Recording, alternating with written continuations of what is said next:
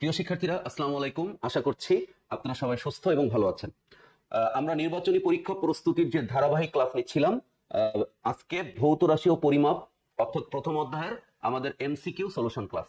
প্রিয় শিক্ষার্থীরা, আমরা এই লেকচারটার প্রথম পার্টে আপনাদের আমাদের যে নোট, ক্লাস নোট, সেই নোটের 89 নম্বর পর্যন্ত আমরা পড়িয়েছিলাম। আজকে আমাদের তারপর থেকে অর্থাৎ 90 নম্বর এমসিকিউ থেকে শুরু হবে। তো আশা করি আপনারা সবাই ফিজিক্স ল্যাবের সাথেই থাকছেন। আসুন আমরা শুরু করি। আমাদের প্রথম যে প্রশ্ন সেটা হলো তড়িৎ ক্ষেত্র ও চৌম্বক ক্ষেত্রে এটা একীভূত করে তড়িৎ চৌম্বক তত্ত্বের বিকাশ ঘটান কে? এটা হচ্ছে বিজ্ঞানী ম্যাক্সওয়েল। আমরা সবাই জানি ফ্যারাডে হচ্ছে বলরেখা, আর হচ্ছে জগদীশচন্দ্র বসু আমাদের বেতার তরঙ্গ থেকে শুরু করে আমাদের উদ্ভিদের জীবন আছে এই সম্পর্কে তথ্য, বা ক্রেস্কোগ্রাফের আবিষ্কারক ওয়ারস্টেড হচ্ছে যে বিদ্যুৎ প্রবাহিত হলে তার চারপাশে চৌম্বক ক্ষেত্র সৃষ্টি হয়। অর্থাৎ আমাদের এই যে প্রশ্নটা, অর্থাৎ তড়িৎ ক্ষেত্র আর চৌম্বক ক্ষেত্র, আমরা প্রথমে ফিজিক্সে জানতাম যে চৌম্বক আর তড়িৎ এটা আলাদা দুটি কোনো বিষয়, কিন্তু ম্যাক্সওয়েল এটা প্রমাণ করেন যে আসলে যদি আমরা পর্যাবৃত্তভাবে আধানকে গতিশীল করতে পারি তাহলে যেমন তড়িৎ ক্ষেত্র তৈরি হয় তার পাশাপাশি চৌম্বক ক্ষেত্র তৈরি হয়, অর্থাৎ তড়িৎ এবং চৌম্বক একে অপরের পরিপূরক। ওকে, তো আমরা এটার উত্তর হচ্ছে ঘ নম্বর। আমরা নেক্সট এমসিকিউতে যাই। আমাদের নেক্সট এমসিকিউটা হচ্ছে একটা অঙ্ক। এখানে বলা হচ্ছে যে রৈখিক স্কেল পার্ট 3 সেন্টিমিটার, অর্থাৎ এল ইকুয়াল টু 3 সেন্টিমিটার, বৃত্তাকার স্কেলের ভাগ সংখ্যা, অর্থাৎ আমরা এখানে বলতে পারি যে এটা হলো সি ইকুয়াল টু 20, আর লঘিষ্ঠ গণন অর্থাৎ এলসি হচ্ছে 0.01 সেন্টিমিটার। ওকে, তো আমাদের এই তথ্যগুলো দেওয়া আছে, আমাদেরকে বলছে ব্যাস কত। তো ব্যাস আমরা জানি স্ক্রু গেজের ক্ষেত্রে সূত্র হচ্ছে এল প্লাস সি ইন্টু এলসি। তাহলে আমাদের 3, এটা এল এর মান, সি এর মান হচ্ছে 20 আর এলসি হচ্ছে 0.01। ওকে, তাহলে আমরা এখানে দেখতে পাচ্ছি আমাদের উত্তর হবে 3 প্লাস 20 ইন্টু 0.01। ওকে, তাহলে আমরা এটা দেখতে পাচ্ছি 3.2 সেন্টিমিটার। ওকে, তাহলে আমরা অপশনে দেখি 3.2 সেন্টিমিটার ডিরেক্ট আছে কিনা। আমরা এখানে দেখতে পাচ্ছি গ নম্বর অপশন, এটা সরাসরি উত্তর দেওয়া আছে। প্রিয় শিক্ষার্থীরা, আপনাদের আমি আবারও বলবো, যখন আপনারা এমসিকিউ দাগাবেন বা সিকিউ এর অঙ্ক সলভ করবেন, অবশ্যই আপনারা এককের দিকে মনোযোগ রাখবেন। একই অপশন কিন্তু একক মিলিমিটার বা সেন্টিমিটার এরকম থাকবে, ফলে আমরা যেন কনফিউজ না হই, ফলে এককটা যেন আমরা ঠিক রাখতে পারি। আচ্ছা, এরপরে নেক্সট এমসিকিউ এখানে বলছে আলোকে তাড়িৎচৌম্বক তরঙ্গ আকারে ব্যাখ্যা করেন। আলো যে এক প্রকার তাড়িৎচৌম্বক তরঙ্গ, এইটা ব্যাখ্যা করেন কে? ম্যাক্সওয়েল। অর্থাৎ তড়িৎ আর চৌম্বক যখন একত্রে আসবে, আমরা তার মানে জনক হিসাবে বা তার প্রতিষ্ঠিতা হিসাবে আমরা মনে রাখবো বিজ্ঞানী ম্যাক্সওয়েলের কথা। আচ্ছা, এরপরে নেক্সট আমাদের নেক্সট এমসিকিউ হচ্ছে আপনারা খেয়াল করেন, গ্যালিলিও তার স্থিতিবিদ্যায় স্থান ও কালকে ব্যবহার করেছেন কোন সূত্রে? আমরা জানি এটার অপশন হচ্ছে গতি ও ত্বরণের সূত্রে। গ্যালিলিও স্থান ও কালকে ব্যবহার করেছেন তার ত্বরণ এবং গতি সূত্রে। ওকে, আচ্ছা, নেক্সট এমসিকিউ 94। আপনারা এখানে খেয়াল করছেন, আমাদের এই এমসিকিউটা বলছে হচ্ছে অবতল দর্পণের সাহায্যে সূর্য রশ্মিকে কেন্দ্রীভূত করে আগুন ধরানোর পদ্ধতি কে জানতো?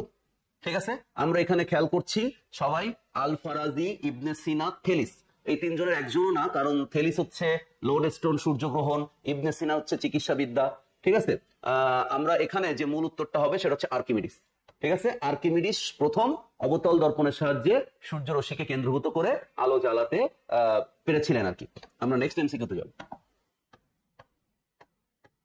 আচ্ছা, আলোর তরঙ্গ তত্ত্বের উদ্ভাবক কে? এটা যদি আমরা বলি তাহলে আমরা এখানে দেখব থেলিস, লোডস্টোন, রোমার এটা হচ্ছে আলোর বেগ নির্ণয়, স্নেল এটা হচ্ছে আলোর প্রতিসরণের সূত্র, অর্থাৎ অপশন নাম্বার 1 অর্থাৎ ক, বিজ্ঞানী হাইগেন আলোর তরঙ্গ তত্ত্বের ব্যাখ্যা প্রদান করেন। ওকে, আচ্ছা, আমরা নেক্সট অপশনে যাই, অর্থাৎ এটার অপশনের উত্তর হচ্ছে ক। আমরা পরবর্তী এমসিকিউ, পদার্থবিজ্ঞান ল্যাবরেটরিতে কোন অল্প জিনিসের ভর সূক্ষ্মভাবে পরিমাপের জন্য সর্বাপেক্ষা উপযোগী কোনটা? সূক্ষ্মভাবে ভর পরিমাপ, আমরা সবাই এটা বুঝতে পারছি, আমরা যখন ভর মাপি সাধারণত আমরা পাল্লার সাহায্যে ভরটা মাপি। ওকে, তো এখানে অল্প জিনিসের ভর সূক্ষ্মভাবে পরিমাপের জন্য আমরা স্ক্রু গজ দিয়ে এটা এল অর ডি বের করি, স্লাইড ক্যালিপাস দিয়ে আমরা এল অর ডি অর্থাৎ দৈর্ঘ্য আর ব্যাস বের করি, কেমন? আচ্ছা, মিটার স্কেলের সাহায্যেও আমরা দৈর্ঘ্য বের করি। ঠিক আছে, তাহলে এটা সঠিক উত্তর হবে ঘ নম্বর, অর্থাৎ তুলা যন্ত্র। তুলা যন্ত্র, এটার সাহায্যে সূক্ষ্মভাবে ভর পরিমাপ করতে পারবো। কেমন? তো তুলা যন্ত্রের একটা ডেমো চিত্র আপনারা দেখতে পাচ্ছেন এখানে। তুলা যন্ত্র আপনারা বিভিন্ন স্বর্ণকারের দোকানও দেখে থাকেন, কাঁচের ভিতরে ঘেরা, খুব সূক্ষ্ম জিনিস বা দামি জিনিস, মূল্যবান জিনিস খুব সূক্ষ্মভাবে পরিমাপ করার জন্য এই তুলা যন্ত্র ব্যবহার করা হয়। নেক্সট এমসিকিউ, এটা একটা ম্যাথ, আপনারা খেয়াল করবেন সবাই। অঙ্কটাতে বলা হচ্ছে একটি স্ক্রু গজের বৃত্তাকার স্কেলের ভাগ সংখ্যা 100, পিচ হচ্ছে 1 মিলিমিটার, তাহলে এটার ন্যূনাঙ্ক কত? প্রিয় শিক্ষার্থীরা, যেন আমরা শব্দকে গুলিয়ে না ফেলি, হ্যাঁ, ন্যূনাঙ্ক, লঘিষ্ঠ গণন, লিস্ট কাউন্ট, এই তিনটা শব্দই কিন্তু সেম। কেমন? তাহলে আমরা এখানে ন্যূনাঙ্ক বলতে এলসি বের করব, অর্থাৎ এলসি মানে হচ্ছে পিচ ভাগ বৃত্তাকার স্কেলের ভাগ সংখ্যা। তো বৃত্তাকার স্কেলের ভাগ সংখ্যা যদি আমরা এন দ্বারা প্রকাশ করি, তাহলে পিচ মানে হচ্ছে 1 মিলিমিটার আর এন মানে হচ্ছে 100, অর্থাৎ আমরা বলতে পারি 0.01 মিলিমিটার, এটা সঠিক উত্তর। কেমন? তাহলে আমরা এটা বলতে পারি 0.01 মিলিমিটার, এর মানে হচ্ছে গ নম্বর, এটা সঠিক উত্তর। কেমন? আচ্ছা, এরপরে আমরা নেক্সট এমসিকিউতে যাব। ভার্নিয়ার স্কেলের 20 ঘর, ভার্নিয়ার স্কেলের 20 ঘর মূল স্কেলের 18 ঘরের সমান, তাহলে ভার্নিয়ার ধ্রুবক কত? প্রিয় শিক্ষার্থীরা, খুবই গুরুত্বপূর্ণ কোশ্চেন, আশা করছি আপনারা মনোযোগ রাখছেন, এটা খুবই গুরুত্বপূর্ণ কোশ্চেন। আমাদের এখানে বলা হয়েছে ভার্নিয়ার স্কেলের 20 ঘর মেইন স্কেলের 18 মিলিমিটারের সমান। ওকে, তার মানে আমি বলতে চাই ভার্নিয়ারের সাথে প্রধান স্কেলের ঘরের পার্থক্য, অর্থাৎ এস ইকুয়াল টু এখানে কিন্তু 2 মিলিমিটার। প্রিয় শিক্ষার্থীরা, আমরা জানি সাধারণত স্লাইড ক্যালিপার্সের সাথে বা স্লাইড ক্যালিপার্সে কিন্তু এই যে প্রধান স্কেলের ঘর এবং ভার্নিয়ার স্কেলের ঘরের মধ্যে সাধারণত পার্থক্য থাকে 1 মিলিমিটার, কিন্তু এই অঙ্কটা আপনাকে অবশ্যই ভাবাবে বা কনফিউজ করবে। এখানে আমরা দেখতে পাচ্ছি 20 ঘর 18 ঘরের সমান, অর্থাৎ আমরা যে সূত্রটা শিখি VC equal to S by N, এখন আপনি কনফিউজ হয়ে যাবেন যে এস এর মান আপনি কত বসাচ্ছেন। ঠিক আছে, তাহলে এস এর মান হবে হচ্ছে এই যে ভার্নিয়ার স্কেলের 20 ঘর আর মেইন স্কেলের 18 ঘর, এদের মধ্যে পার্থক্য কত মিলিমিটার, আমি ওটা শিখিয়েছি বারবার। তাহলে এটা এস এর মান হবে হচ্ছে 2 মিলিমিটার। কেমন? আর এন এর মান হবে হচ্ছে 20। তাহলে আমরা এটা দেখতে পাচ্ছি 1/10 মিলিমিটার, তার মানে এটার ভার্নিয়ার ধ্রুবক হচ্ছে 0.1 মিলিমিটার। কেমন? তাহলে আমাদের এখানে অপশনে সরাসরি উত্তরটা দেওয়া আছে, খেয়াল করবেন, এটা সঠিক উত্তর হচ্ছে গ নম্বর অপশন। গ নম্বর অপশন এখানে বলছে 0.1 মিলিমিটার। কেমন? আচ্ছা, আমরা নেক্সট এমসিকিউতে যাই। আমাদের নেক্সট এমসিকিউ 99, ওকে, স্পেশাল, আর একটা হলে আমরা 100 করে ফেলবো। তাহলে আমরা এখানে দেখতে পাচ্ছি আমাদের যে এমসিকিউটা আছে, আমাদের এমসিকিউটা হচ্ছে 7/22 মিটার দৈর্ঘ্য বিশিষ্ট একটি সিলিন্ডারের ব্যাস, ব্যাস মানে ডি, ডায়ামিটার, তাই না? তাহলে ডি কত হলে এর আয়তন 4 মিটার কিউব হবে, অর্থাৎ V equal to 4 metre cube হবে। এটা আমরা অঙ্ক না করে বলতে পারছি না, আমরা এটা অঙ্ক করতে চাই। তাহলে আমরা দেখতে পাচ্ছি একটা সিলিন্ডারের আয়তন নির্ণয় সূত্র হচ্ছে পাই আর স্কোয়ার এইচ। আমাকে বলছে আয়তন 4 আর পাই মানে হচ্ছে, আমরা যদি লিখি তাহলে 22/7, এটা আমরা লিখতে পারি। আমাদের বের করতে হবে ব্যাসের মান, তো আমরা এখান থেকে আগে আর বের করি, তাহলে আর স্কোয়ার আমরা রেখে দিচ্ছি, আর এইচ এর মান হচ্ছে 7/22। ওকে, তাহলে আমরা 22/7 আর 7/22, এটা উল্টা বিপরীত কাটাকাটি হয়ে যাচ্ছে। তাহলে আমরা এখানে পাচ্ছি 4 আর এখানে পাচ্ছি হচ্ছে আর স্কোয়ার।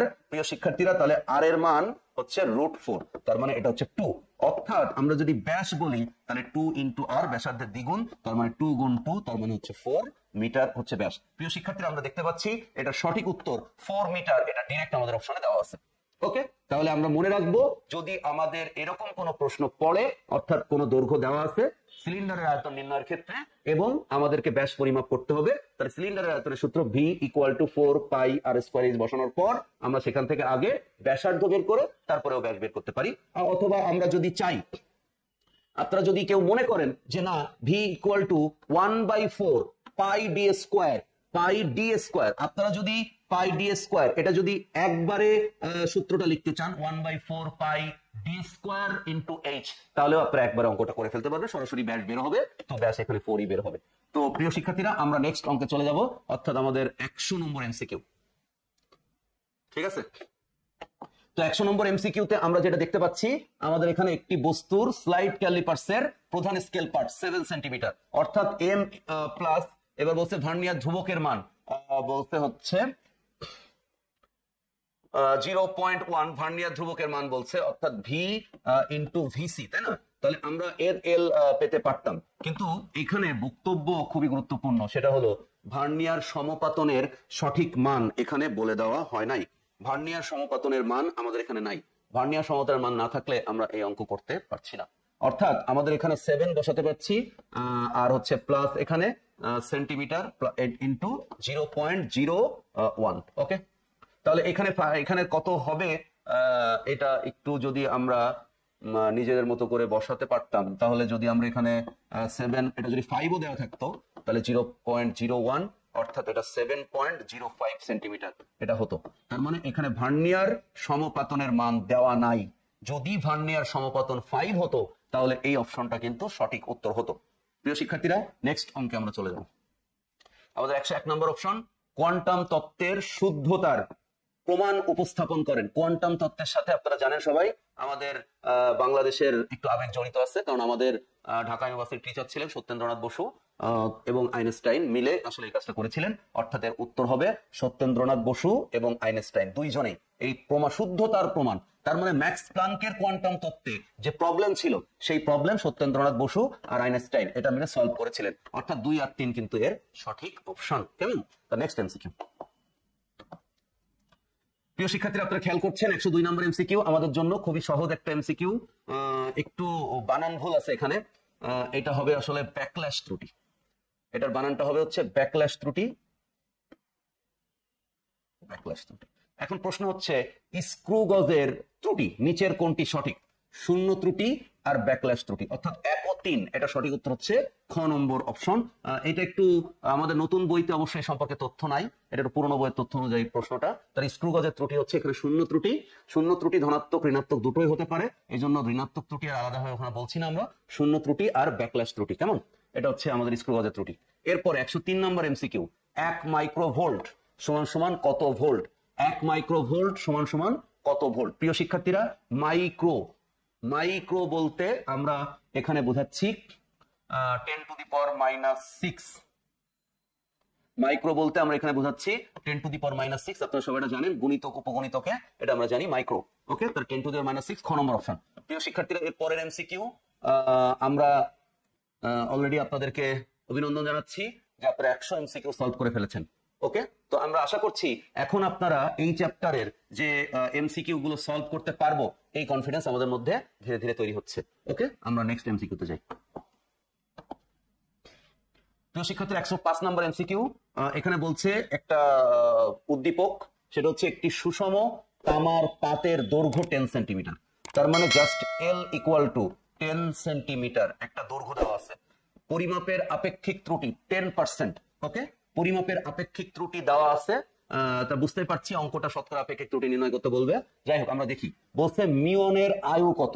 প্রিয় শিক্ষার্থীরা, আমাদের বইতে অর্থাৎ আমাদের পাঠ্য বইতে প্রথম অধ্যায়ে কিছু ছক আছে, যেরকম সূর্যের ব্যাসার্ধ কত, আমাদের সৌরজগতের ব্যাসার্ধ কত, এরকম মিয়নের আয়ু কত। তার মানে মিয়ন একটা পার্টিকেল, একটা কণা। তার মানে এই কণা যখন কোনো ভাবে সৃষ্টি হয় তখন কতক্ষণ এই জগতে থাকে। তার মানে এর আয়ুষ্কাল খুবই কম, শুরুতে এটা খুব নিশ্চিহ্ন হয়ে যায়, খুব দ্রুত এটা নিঃশেষ হয়ে যায়। এই জন্য আমাদের স্বাভাবিকভাবে এটার ব্যবহার করা খুব টাফ।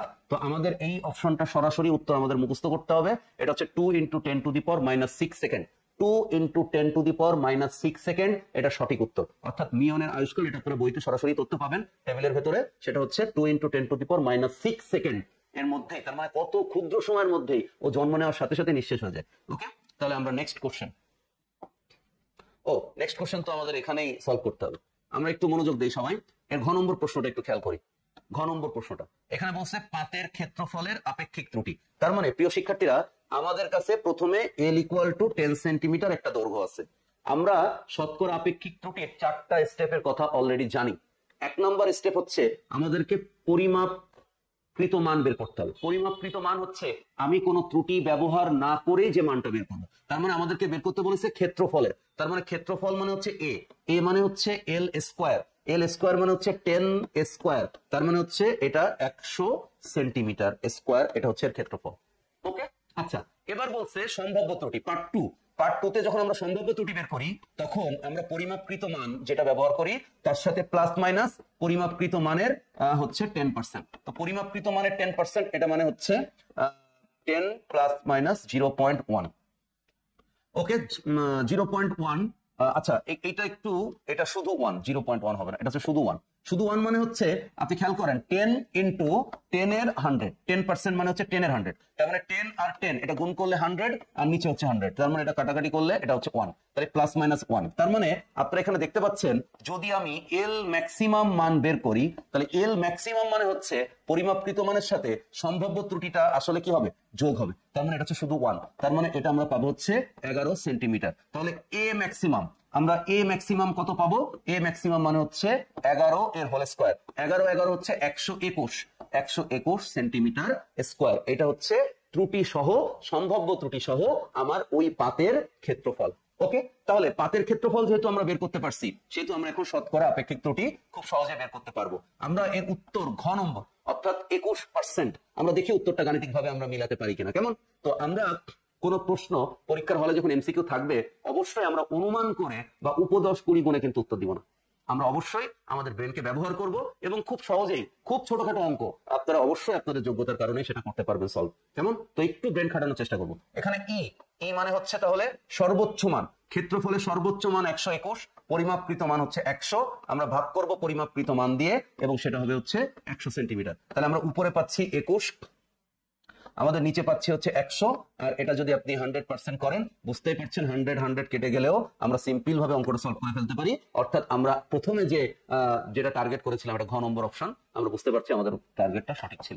প্রিয় শিক্ষার্থীরা, আমরা নেক্সট সলিউশনে যাই। 106 নাম্বার, আমাদের এটাও একটা সৃজনশীল প্রশ্ন। প্রিয় শিক্ষার্থীরা সেটা খেয়াল করি, একটি 17.53 সেন্টিমিটার লম্বা দণ্ডকে একটি স্কেল দ্বারা পরিমাপ করা হলে তার দৈর্ঘ্য পাওয়া গেল 17.6 সেন্টিমিটার।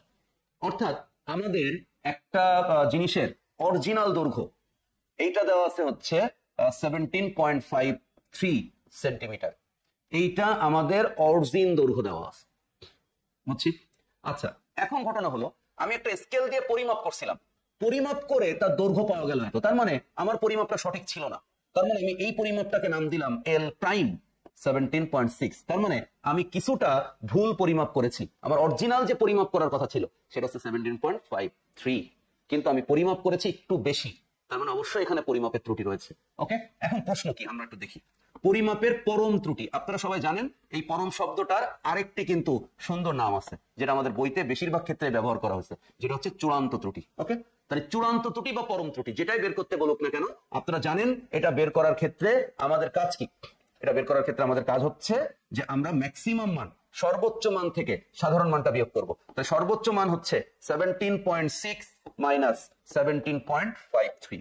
প্রিয় শিক্ষার্থীরা, যদি এটা আমরা বিয়োগ করি 17.6 বিয়োগ 17.53, তাহলে এটা হয় 0.07 ওকে সেন্টিমিটার। তাহলে আমরা দেখি আমাদের অপশন 0.07 সেন্টিমিটার আছে কিনা। প্রিয় শিক্ষার্থীরা, আমি আগেই বলেছি আবারও বলতেছি, প্রথম অধ্যায়ের এমসিকিউ সহ যে কোনো অধ্যায়ের এমসিকিউ, যে কোনো সিকিউ প্রশ্ন আমরা আগে খেয়াল করব যে রাশিগুলো নিয়ে আমরা কাজ করছি সেই রাশিগুলোর এককের মান সঠিকভাবে দেওয়া আছে কি নেই। কেমন, তাহলে আমরা এখানে দেখতে পাচ্ছি আমাদের সেন্টিমিটার, সেন্টিমিটার থেকে যদি আমরা মিলিমিটার বানাই তাহলে 0.7 মিলিমিটার, অর্থাৎ সেন্টিমিটার থেকে মিলিমিটারে আসতে 10 দিয়ে গুণ করতে হয়। কেমন, তাহলে আমরা এখানে দেখতে পাচ্ছি আমাদের সঠিক উত্তর খ নম্বর অপশন।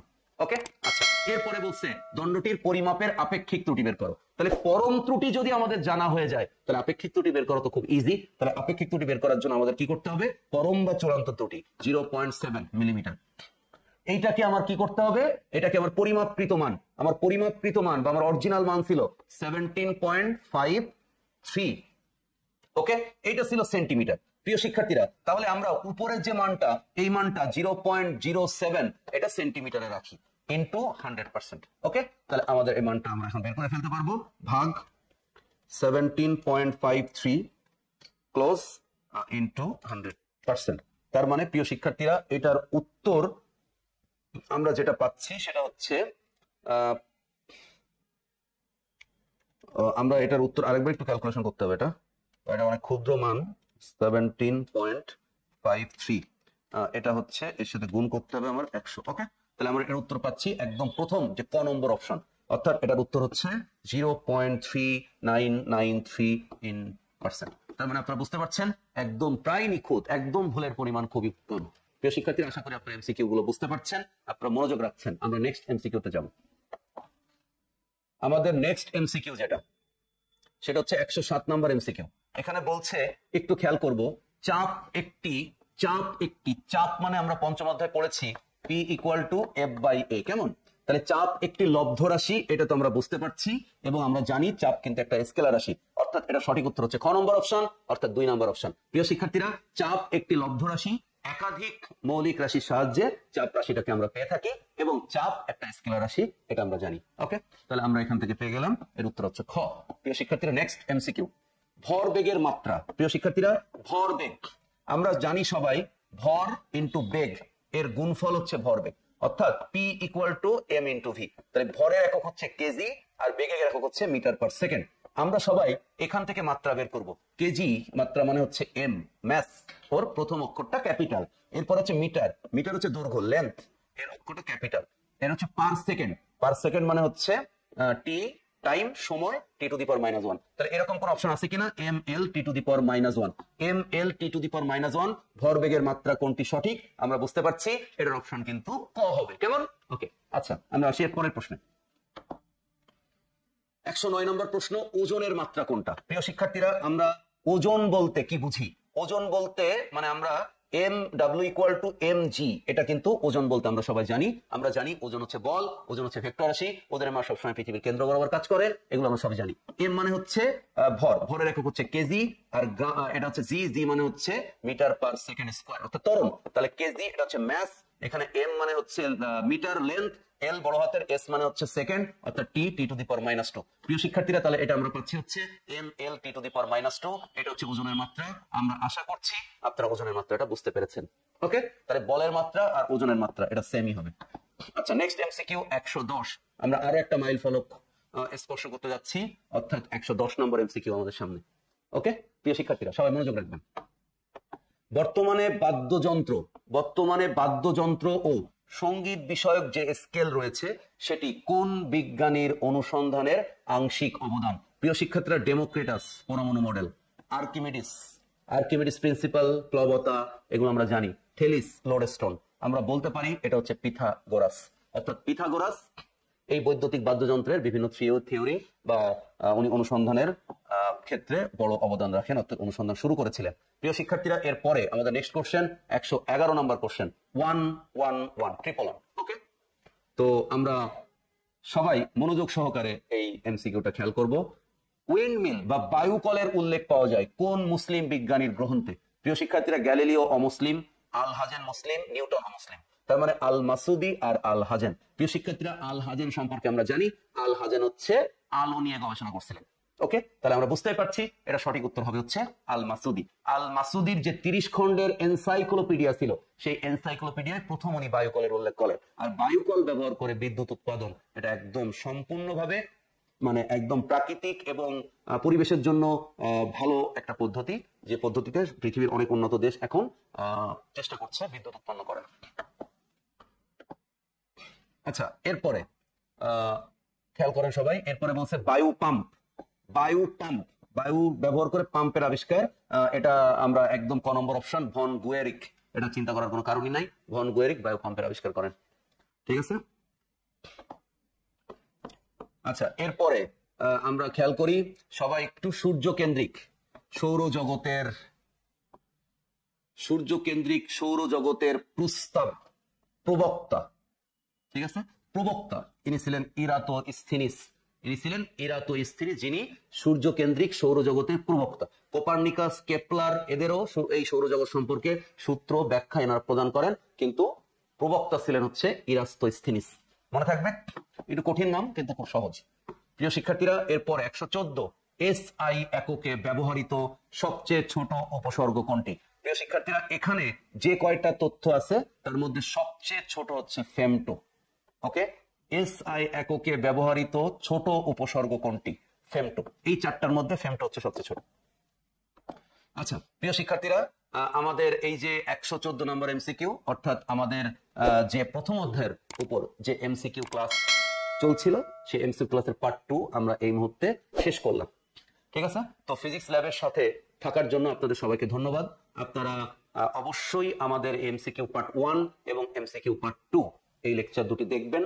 যদি আপনাদের কোনো প্রবলেম থাকে তাহলে অবশ্যই আপনারা কমেন্ট করে জানাবেন। আপনাদের কমেন্টের উত্তর দেওয়ার আমরা চেষ্টা করব। আপনাদের কমেন্টের প্রয়োজনীয়তার উপর নির্ভর করে আমরা নতুন ভিডিও বানানোর চেষ্টা করব। প্রিয় শিক্ষার্থীরা, আপনারা সবাই আপনাদের ফ্রেন্ডের মধ্যে বা আপনাদের যারা এখনো আমার এই চ্যানেলটা সাবস্ক্রাইব করেননি, তো অবশ্যই সাবস্ক্রাইব করবেন এবং বেশি বেশি শেয়ার করবেন। এবং যদি আপনাদের কোনো প্রবলেম থাকে, যদি আপনারা কোনো বিষয় সম্পর্কে জানতে চান, তাহলে আমাদের কমেন্ট করে জানালে আমরা সেই অনুযায়ী ভিডিও বানানোর চেষ্টা করব। সবাই ভালো থাকবেন, সুস্থ থাকবেন। All the best. আল্লাহ হাফেজ।